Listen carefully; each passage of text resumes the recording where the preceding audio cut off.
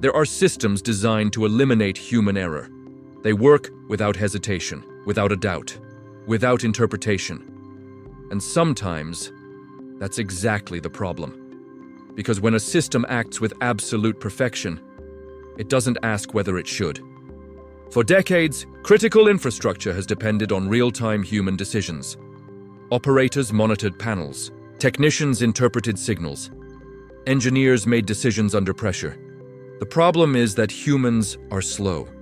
They get tired, they get distracted, and in emergency situations, they hesitate. When something needs to happen in milliseconds, there's no time for meetings, there's no room for doubt. Therefore, over the years, automated systems have been developed to take over these decisions. They constantly monitor, they react instantly, they follow protocols flawlessly. The logic is simple. Removing the human element from the equation means removing human error. And for years, it worked perfectly. Power plants, distribution networks, transportation systems, all operating with absolute precision. Until one day, accuracy became the problem. Because systems don't interpret context, they execute commands. And when the context changes unexpectedly, the system continues to do exactly what it was designed to do. When this system was designed, the engineers faced a fundamental choice. How can we ensure that, in the event of an anomaly, the response would be immediate and correct? The solution was to create a layered security protocol. Distributed sensors would monitor specific parameters: temperature, pressure, flow, vibration. If any value exceeded a predefined limit, the system would react automatically. There would be no need for human approval. There would be no delay. Speed was essential, and speed demanded complete automation.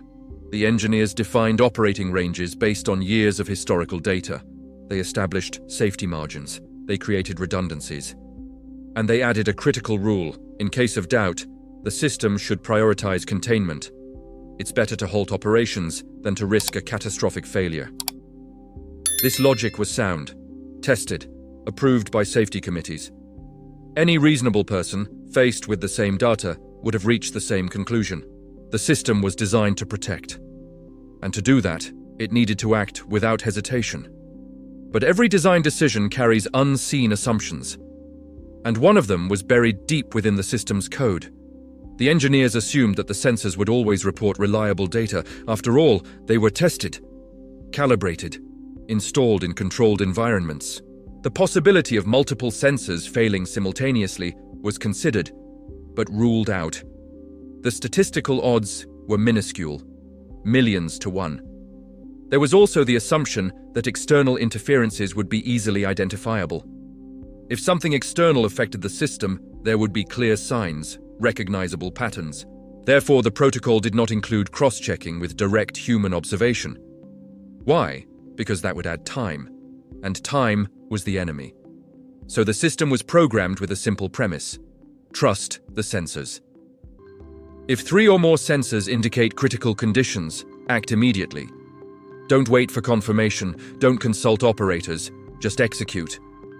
For years, this logic worked perfectly, because the scenario that no one predicted had simply never happened before. Until it happens. What the engineers failed to foresee was a specific type of environmental interference. Something that wasn't in the manuals, it wasn't in the tests, it wasn't in the history. At a certain point, external conditions created a rare phenomenon: localized temperature variations, low-frequency vibrations, unusual atmospheric pressure. None of this was dangerous. None of this represented a real threat. But the sensors didn't know that. They were designed to detect anomalies. And that's exactly what they were detecting. 3 independent sensors, at different points, began reporting values outside the normal range. To a human observer on the scene, everything seemed perfectly normal. No strange noises, no visible heating, no perceptible vibration. But the system had no eyes. It had no ears. It had no context. He only had numbers. And the numbers were crossing the line. The protocol was clear. 3 or more sensors on alert mean critical risk. Critical risk demands an immediate response. No human being was consulted, because the system was designed precisely so that no consultation is necessary. He did what he was supposed to do. He executed the protocol perfectly, and the emergency shutdown process began. The system did not fail. That's the most important thing to understand. It did exactly what it was programmed to do. Every line of code was executed correctly. There was no bug. There was no malfunction. There was no sabotage. The emergency shutdown followed protocol to the letter. Each step was completed in the exact sequence. Valves were closed, circuits were isolated, auxiliary systems were deactivated. Everything went according to plan. Everything was on schedule. Everything was technically perfect. And it was precisely this perfection that created the real problem. Because the system wasn't designed to consider a fundamental question. What if the sensors are technically correct but contextually wrong? The sensors were working. They detected real anomalies within their measurement ranges. The problem is that these anomalies posed no danger. They were simply unusual ambient noise. But the system had no way of knowing that. It wasn't programmed to question its own data. There was no layer of interpretation. There was no plausibility filter. There was no context checking. The logic was binary. Values outside the norm equal danger. Danger equals shutdown. And by the time human operators finally realized what was happening, it was too late to reverse it. The emergency shutdown, once initiated, could not be interrupted. This was a safety measure, because allowing the reversal of an emergency shutdown could, theoretically, allow a panicked operator to reconnect something dangerous. Then, the system completed the process, methodically, irreversibly. Operators watched helplessly as an entire infrastructure was disabled, due to conditions that never posed a real threat. The system protected against a non-existent danger, and in doing so, it created a real problem. Not because of a mistake, not because of a failure, but because of following rules that did not account for unforeseeable exceptions, and that is the invisible weakness of any system that operates without interpretation. It cannot distinguish between technical precision and practical relevance. He just executes. And sometimes, perfect execution is exactly the problem. The shutdown took 17 minutes to complete. During this period, operators tried all available alternatives within the protocol. They requested a manual override. Denied. The system interpreted it as an attempt to interfere during a critical emergency. They tried to isolate the problematic sensors. Impossible. Once started, the process does not accept modifications. They contacted supervisors, they activated technical teams, but none of them had the authority to interrupt an automatic safety shutdown, because that was precisely the protection the system offered. Critical decisions could not be reversed by human pressure. When the process was finished, the infrastructure was completely inactive. Auxiliary systems are off, circuits are isolated, reboot protocols are blocked until full inspection.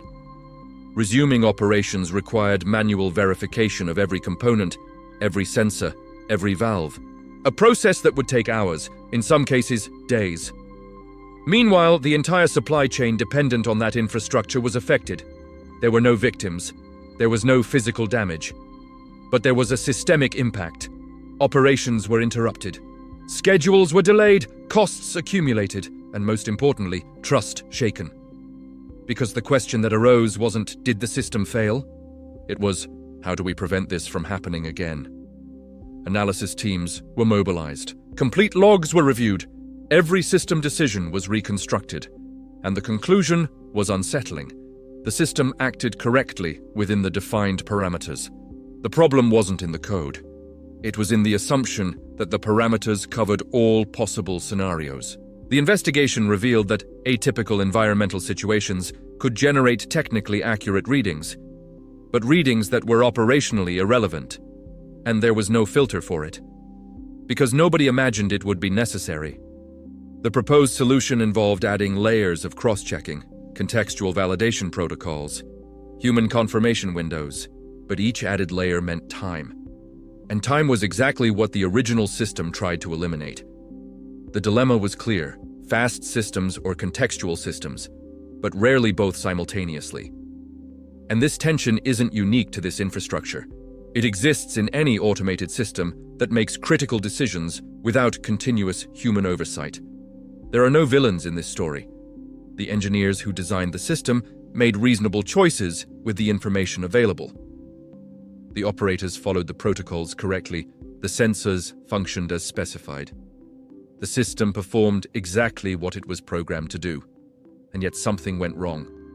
Because automated systems have a fundamental limitation. They don't interpret, they only execute. They don't ask, does this make sense? They just check, is this within the rules? And when the rules encounter situations that their creators did not foresee, the system continues to act with absolute confidence. This is not an engineering flaw. It's an inherent characteristic of automation. Systems eliminate human uncertainty. But in doing so, they also eliminate human interpretation. Interpretation is what allows us to distinguish between a technical anomaly and a real threat. Today, similar systems operate in thousands of infrastructures around the world. Distribution networks, transportation systems, communication platforms, industrial processes, all designed to act quickly, to eliminate hesitation, to remove human error from the equation. And most of the time it works perfectly, but most of the time is not the same as always. Because for every 1,000 correct decisions, there is one unforeseen situation. An unusual context. A scenario that wasn't in the tests. And when that happens, the system doesn't hesitate. It doesn't question. It simply acts. The lesson is not that automation is dangerous. It's that automation is literal. It does exactly what you program it to do. Nothing more, nothing less. If you haven't programmed interpretation, the system won't interpret it. If you haven't programmed in a doubt, the system won't doubt it. If you haven't programmed, what if we're wrong about this? The system will never ask that question. As more critical decisions are transferred to automated systems, this issue becomes increasingly relevant. Not because systems are imperfect, but because reality is unpredictable. And unpredictability is precisely what automation tries to eliminate. So the question remains, when we remove human interpretation to gain speed, what else are we removing? Systems will continue to act, to execute, to protect, but they will never ask if they should. This responsibility still falls to us, and it always will be.